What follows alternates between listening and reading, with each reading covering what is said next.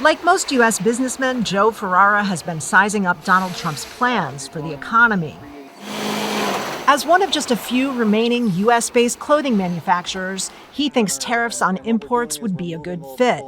Trump has promised 10 to 20% tariffs on all global goods and 60% on Chinese ones.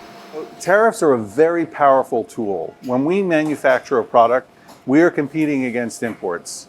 And just for context, $360 billion in retail sales for apparel, only 3% of that are clothes made here in the United States. Businesses that rely more heavily on imports have more concerns. They'll have to absorb the cost of the tariffs or pass them on to the consumer. The National Retail Federation warns blanket tariffs on a limitless range of consumer goods will be inflationary. Wall Street is one thing, but Main Street another altogether. A policy that includes tax cuts and tariffs, more business deregulation, and less government spending could very well be a boon for the wealthiest Americans. But economists say it may come at the expense of the poorest. They'll raise inflation. They will put a lot of people out of work.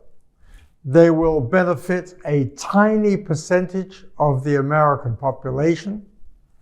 And more than half of all American workers will suffer greatly.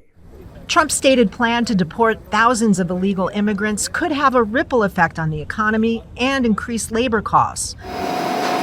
But when it comes to tariffs, Ferrara argues that in many cases, retailers could and should absorb the costs.